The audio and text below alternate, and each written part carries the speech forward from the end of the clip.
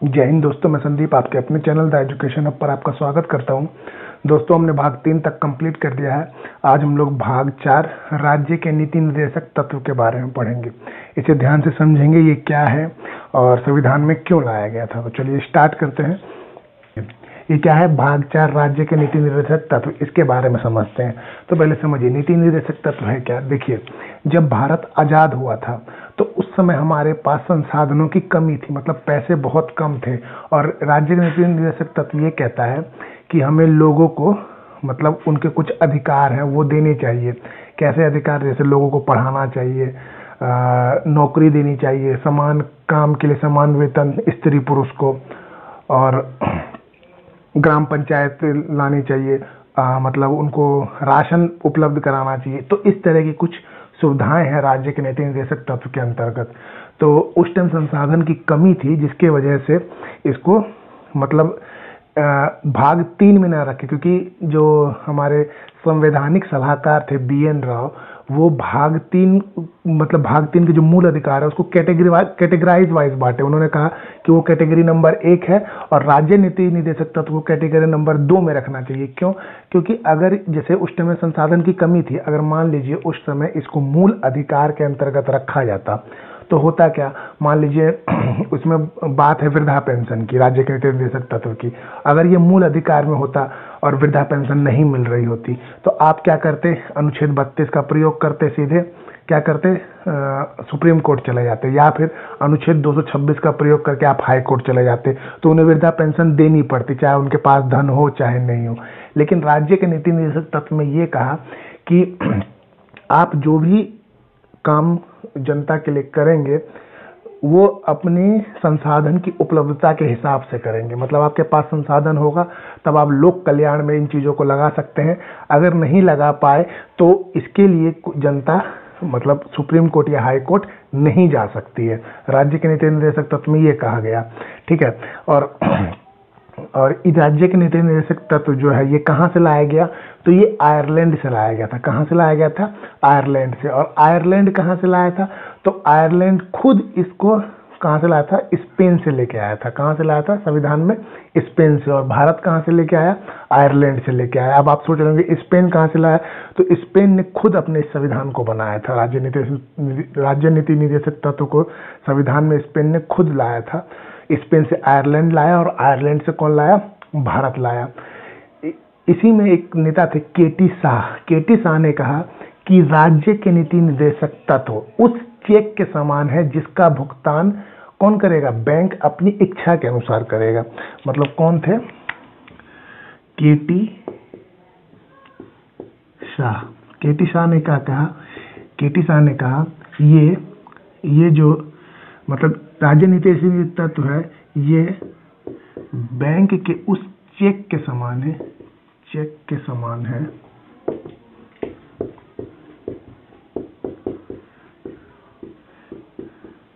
जिसका भुगतान स्वयं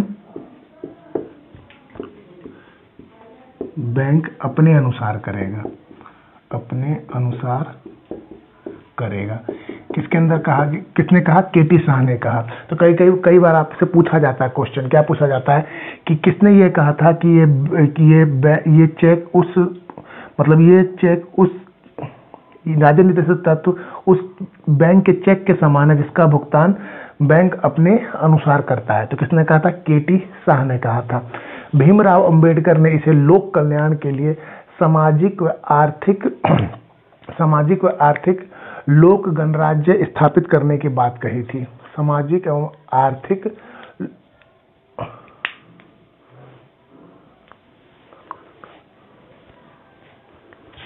तो भीमराव अंबेडकर ने क्या कहा कि लोक कल्याण के लिए नीति निर्देशक तत्व सामाजिक व आर्थिक लोकतंत्र स्थापित करेगा। कैसा करेगा? सामाजिक एवं आर्थिक।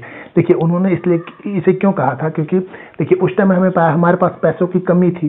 तो भीमराव अंबेडकर ने कहा कि जब हमारे पास संसाधन होंगे, पैसे होंगे, तब ये सामाजिक रूप से और आर्थिक रूप से दोनों को कहाँ लाएगा? समान रूप से लाएगा। आपने देखा होगा पहले जो हमारा वो था शिक्षा का अधिकार जो है वो अनुच्छेद 45 में था।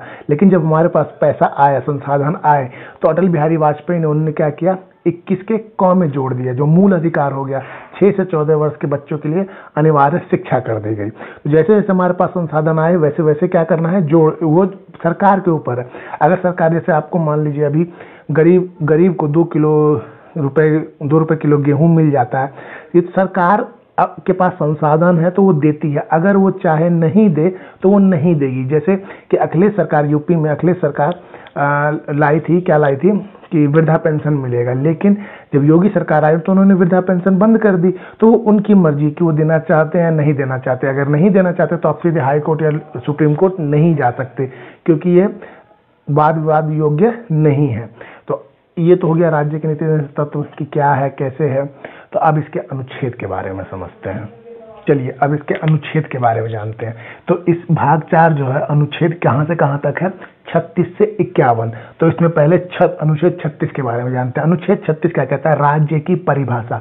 अब देखिए यहाँ पर राज्य का मतलब स्टेट गवर्नमेंट से नहीं है। देखिए राज्य क्या मतलब क्या होता है कि राज्य उसे कहा जाता है जो अपना कानून बनाती है और अपना कानून बनाएगी, उसके बारे में बताएगी और लोगों के ऊपर लाएगी। तो जैसे सेंट्रल गवर्नमेंट कुछ नियम लाती है, कानून लाती है किसी भी चीज़ को लेके, इसी तरह वो स्टेट गवर्नमेंट भी लाती है। इसी तरह देखते होंगे जैसे बिजली विभाग है, वो अपना कुछ कानून लाएगी।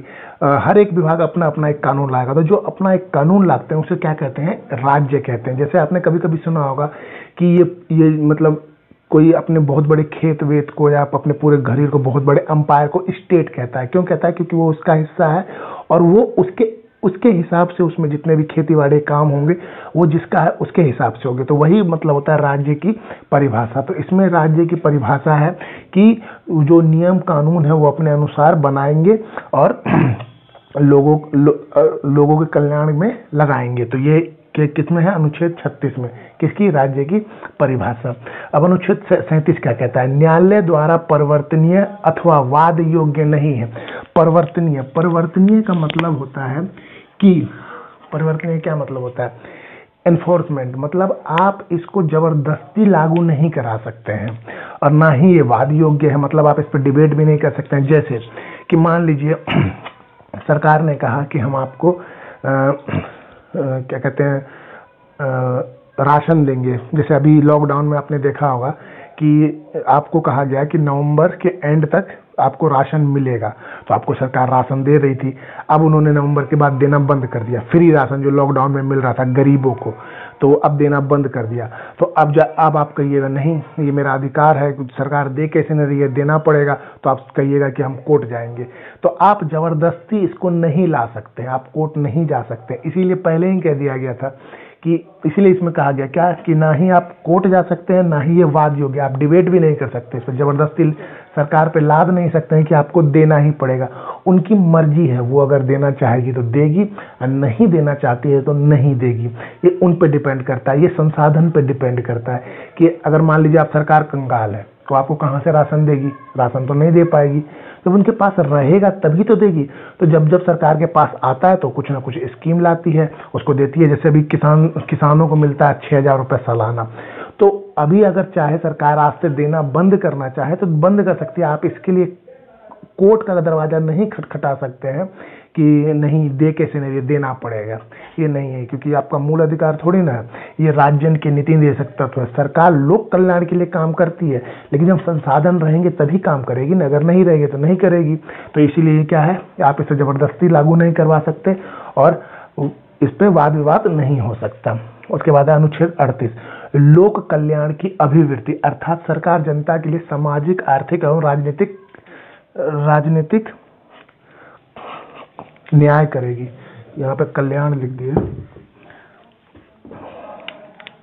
राजनीतिक न्याय करेगी। अब देखिए क्या राजनीतिक न्याय क्या, जैसे लोक कल्याण की अभिवृत्ति मतलब लोक कल्याण करेगी। लोक कल्याण में कैसे, सामाजिक, आर्थिक एवं राजनीतिक। सामाजिक क्या, जैसे मान लीजिए पिछड़ा वर्ग का आदमी है तो उसे क्या करेगी, बराबर लेवल पे लाएगी। ये नहीं कि आप पिछड़ा वर्ग का आदमी है तो उसे समाज से दूर रखिएगा, इस तरह का काम नहीं होगा। इसीलिए देखते हैं सामाजिक के लिए क्या करती है, बराबर लाने के लिए वही आरक्षण लाती है सरकार, ताकि वो समाज में एक जैसे आप प्रतिष्ठित रूप से समाज में रह रहे हैं तो जो नीची जाति के हैं वो भी रह सके, तो उस तरह का काम करती है। आर्थिक कैसे, जैसे जिनके पास पैसा नहीं है, जो गरीब तबके के, तो उनको सरकार क्या कराती है, अभी 2 रुपये केजी के हिसाब से गेहूं दे रही है, जो हर महीने लोगों को राशन कार्ड पे जो मिलता है, और तेल मिलता है, मिट्टी का तेल। तो कैसा है वो, आर्थिक है, आर्थिक न्याय दे रही है। राजनीतिक न्याय जैसे राजनीतिक न्याय क्या, कि कोई भी व्यक्ति अपना संगठन बना सकता है और राजनीति में आ सकता है, मना नहीं किया जाएगा उसको। तो ये कैसा है, तो सरकार इन चीज़ों के बारे में सोचेगी। अगर मान लीजिए इस तरह का सम आपको गेहूं चावल नहीं देती है, क्या कहते हैं, आरक्षण नहीं देती है, तो आप ये नहीं है कि आप कहिए नहीं हमको आरक्षण दीजिए, ये मेरा मूल अधिकार है। नहीं, वो आपका मूल अधिकार नहीं है।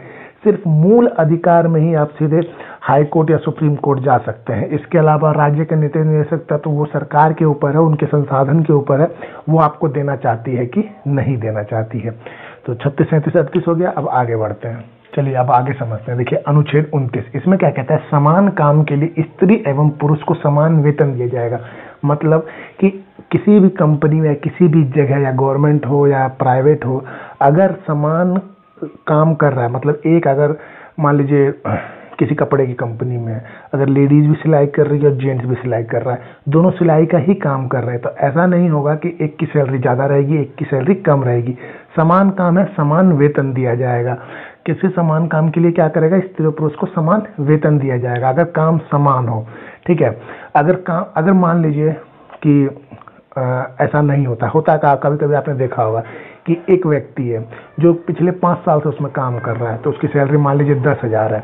वही काम करने के लिए एक लेडीज भी आ गई, लेकिन वो अभी अभी आई है। अब उसको क्या कहते हैं, कंपनी 7 या 8,000 में रखेगी, लेकिन अब तो वो ये कह देगी कि नहीं, उसको जब 10,000 मिल रहे हैं वही काम कर रहा, तो हमको भी वही काम कीजिए।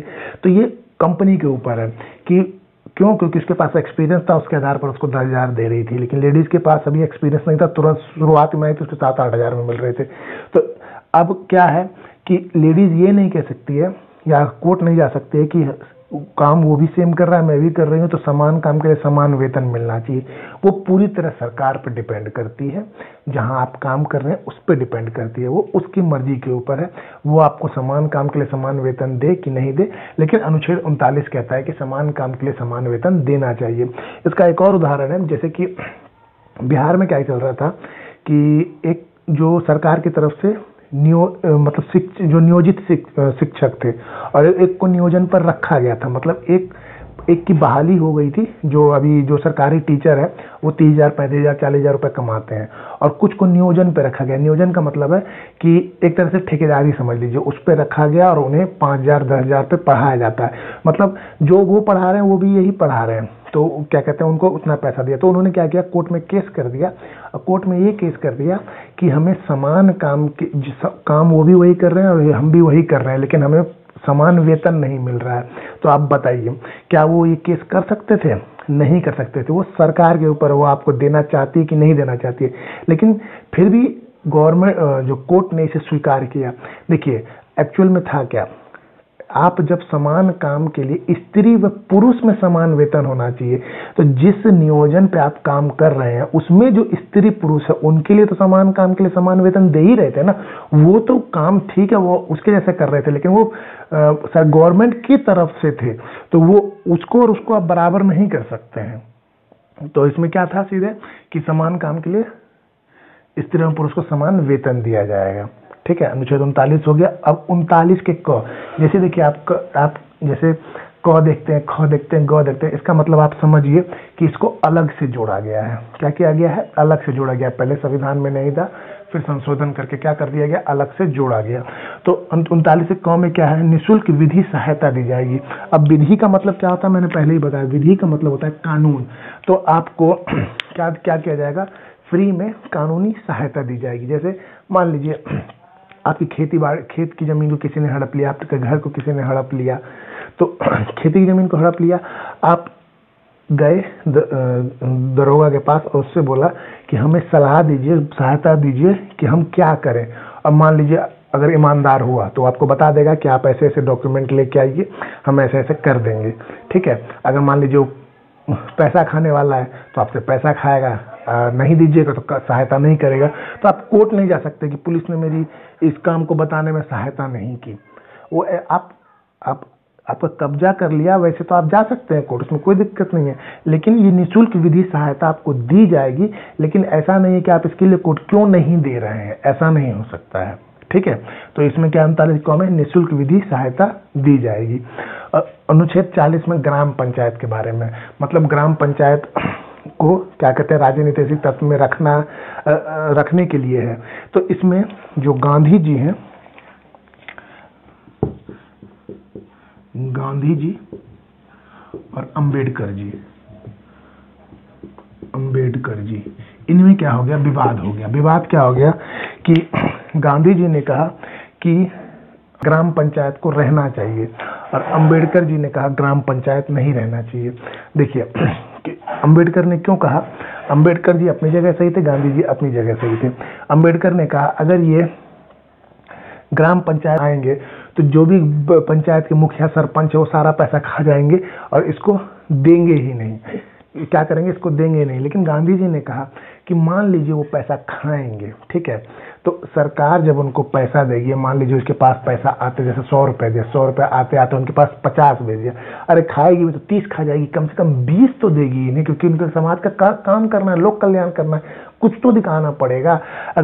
तो बोले उनको ग्राम पंचायत होनी चाहिए और अंबेडकर जी तो ग्राम पंचायत होनी ही नहीं चाहिए। तो दोनों में बहस होने लग गया कि होनी चाहिए नहीं होनी चाहिए। तो इस पे डॉक्टर राजेंद्र प्रसाद इसके बीच बाजार में आए, तो उन्होंने कहा कि आप एक काम कर कीजिए कि ग्राम पंचायत को अनुच्छेद 40 के अंतर्गत रख दीजिए। अभी इससे फायदा क्या होगा, इससे ये होगा कि जो भी गवर्नमेंट ग्राम पंचायत को लाना चाहेगी वो अपने राज्य में ले आएगी, जो नहीं लाना चाहती है वो नहीं लाएगी। जैसे आप दिल्ली का उदाहरण लीजिए, दिल्ली में ग्राम पंचायत नहीं है, एक्चुअली वहाँ तो गांव भी नहीं है, तो ग्राम पंचायत होगी कहाँ से, तो वो नहीं लाना चाहती है। राजस्थान में, हरियाणा में है ग्राम पंचायत है, तो वो अपनी जगह लाए। इसी के तर्ज पर पहली बार राजस्थान में क्या आया था, ग्राम पंचायत को लाया गया था। सबसे पहला जो राज्य था वो कौन था, राजस्थान था। ग्राम पंचायत के बारे में आगे भी है, हम आगे चर्चा करेंगे अनुच्छेद में। अभी फिलहाल इसमें क्या कहा गया, 40 में ग्राम पंचायत को लाया गया। तो ये अनुच्छेद 40 तक हो गए, ठीक है। इसके बाद हम अगली वीडियो में पढ़ेंगे। तो दोस्तों आपसे रिक्वेस्ट है, अगर आपको वीडियो अच्छी लगी है तो प्लीज़ लाइक कीजिए, ज़्यादा सब्सक्राइब कीजिए, और आपको अगर समझ में आता है तो कमेंट जरूर करके बताइए कि हाँ सर समझ में आ रहा है। इसके बाद हम अगली वीडियो में पढ़ेंगे और बाकी की जो भाग 3 तक है उसकी लिंक मैं डिस्क्रिप्शन में दे दूंगा, आप उसको देखिएगा। और मैप की भी वीडियो बनाई हुआ, आप उसको भी देखिए, उससे आपको क्या होगा 70% ज्योग्राफी क्लियर हो जाएगा। अभी आने वाले एग्जाम में वो इंडिया मैप है, मैंने पूरा कंप्लीट किया हुआ है, उस इंडिया मैप को पढ़िए और उससे आपको पता चलेगा कि ज्योग्राफी में आपने कितना कुछ सीख लिया है। तो आज के लिए इतना ही, thank you, have a nice day.